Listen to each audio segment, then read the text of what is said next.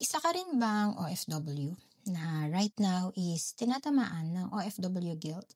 Ito yung tipo na uupo ka sa isang mamahaling restaurant, kakain ka, or may binili ka para sa sarili mo. Then, suddenly may isip mo na, kamusta kaya yung pamilya ko? Masarap din kaya yung kinakain nila? Or may pang Noche Buena kaya sila ngayong darating na Pasko? OFW guilt isn't always dramatic. Yung tipong iiyak ka sa kwarto. Sometimes tahimik ka lang. Sometimes mararamdaman mo lang siya bigla. Na tuwing may hawak kang masarap na pagkain, lagi mong iisipin na ano kayang kinakain nila sa Pilipinas. Baka sardinas, baka instant noodles, baka mamaya tira-tirang pagkain lang din. Tapos bigla mo na lang maiisip or masasabi sa sarili mo na, ay dapat pala hindi na lang ako kumain sa mamahaling restaurant na to. May times din na pag bumili ka ng something na pang sarili mo, like bag, sapatos, or damit, minsan imbes na matuwa ka or maging excited ka para sa sarili mo, bigla mong maiisip na yung ginastos ko dito, pwedeng pang tuition na or pwedeng pampadala ko na sa Pilipinas. Kaya kahit na pinaghihirapan mo yung mga nabibili mo or yung mga masasarap na pagkain na nakakain mo, parang hindi mo na-enjoy kasi feeling mo hindi mo deserve yun.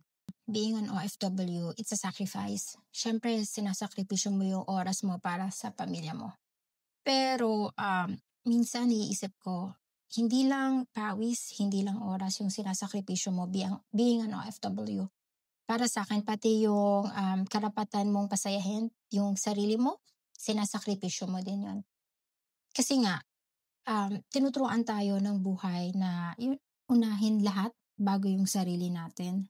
Hindi ko alam kung tama ba yun or mali, pero yun yung natutunan natin. Yun yung natututunan natin kapag nagtatrabaho tayo sa ibang bansa. Kasi nga, mahal natin yung pamilya natin.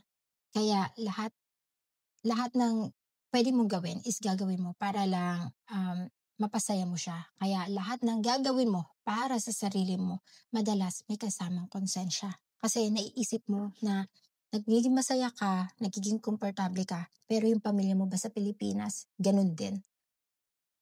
Pero ngayon, eto yung gusto kong marinig mo. Hindi kasalanan na mag-enjoy ka, bunga sa mga pinagpaguran mo. Hindi ka magiging selfish kung kakain ka ng masarap. Hindi ka magiging masamang magulang. Hindi ka magiging masamang anak, asawa, o kapamilya. Kung bibilhan mo yung sarili mo ng mga bagay na gusto mo, ng mga bagay na pangangailangan mo, tandaan mo, tao ka lang. Tao ka na napapagod, tao ka na may pangangailangan. Kapag lagi mong iniisip yung iba, kapag lagi mong inuuna yung mga ibang tao, dadating yung panahon na mauubos ka. At kapag naubos ka, paano ka haharap bukas? Paano ka gagalaw bukas? Kung ngayon nandun ka sa sitwasyon na iniisip mo na sana binigay mo na lang sa kanila yung pinambili mo ng bagay na to, or sana pinadala mo na lang sa kanila kung ano yung iniluho mo o ibinili mo para sa sarili mo. Tandaan mo, kaya mo sila natutulungan ngayon dahil buo ka pa, dahil malakas ka pa. At kung yung pagbili mo ng mga bagay na gusto mo, nakakapagpasaya sa'yo, then sasabihin ko sa'yo, deserve mo yun, gift mo yun para sa sarili mo after ng mga oras na nagtrabaho ka, after na nagpakahirap ka sa trabaho mo. Hindi yun paglimot sa pamilya, kundi pag-alala mo yun sa sarili mo at pagbibigay halaga mo yun para sa sarili mo.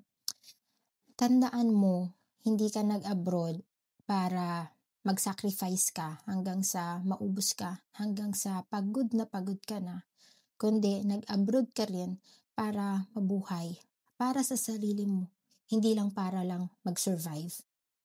Kaya naman, sa bawat OFW na kumakain ngayon ng masarap, bumibili ng mga bagay na gusto nila, pero may bigat sa dibdib, pero feeling nila kasobrahan yun para sa kanila. Tandaan mo, paminsan-minsan, okay lang maging masaya. Deserve mong ngumiti, deserve mong mabusog, Deserve mong kainin yung lahat ng gusto mong kainin despite of the presyo. Deserve mong pakinggan yung sarili mong needs. Deserve mong bigyan yung sarili mo. Mahalin mo yung pamilya mo. Mahalin mo yung ibang tao. Pero gawin mo yun nang hindi mo inuubos yung sarili mo.